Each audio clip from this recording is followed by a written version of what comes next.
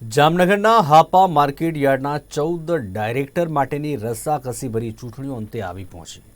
શાંતિપૂર્ણ વાતાવરણમાં મતદાનનો આરંભ થયો। મતદાન સાંજે 5 વાગ્યા સુધી ચાલ્યું, ત્યારે મતગણતરી આવતીકાલે થવાની છે। જામનગરના હાપા માર્કેટ યાર્ડની આ ચૂંટણીનું મતદાન જરૂરી પોલીસ બંદોબસ્ત સાથે શરૂ કરવામાં આવ્યું હતું। ત્યારે ઇન્ચાર્જ જિલ્લા રજિસ્ટ્રાર એનડી ગોહિલે જણાવ્યું હતું કે યાર્ડના ખેડૂત વિભાગમાં 10 બેઠકો પર 17 નેતાઓ ભાગી અને બળ અજમાવી રહ્યા છે। આ વિભાગમાં કુલ મતદારો 760 છે। ઉપરાંત 110 મતદારો ધરાવતા વેપારી વિભાગની 4 બેઠકો પર કુલ 11 વેપારીઓ ચૂંટણી લડી રહ્યા છે। સામાન્ય ચૂંટણી બાબતે મતદાન ચાલી રહ્યું છે, જેમાં ખેડૂત વિભાગની કુલ 10 સીટ માટે 17 હરીફ ઉમેદવારો છે અને 760 જેટલા મતદારો છે।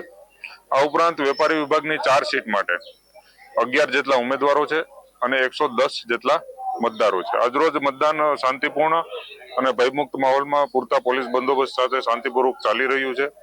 અત્યાર સુધીમાં અંદાજે ખેડૂત વિભાગમાં 220 જેટલા મતો અને વેપારી વિભાગમાં 60 જેટલા મતો પડી ચૂક્યા છે અને આની ગણતરી આવતીકાલે સવારે 9 વાગ્યાથી અહીંયા જ હાથ ધરવામાં આવશે।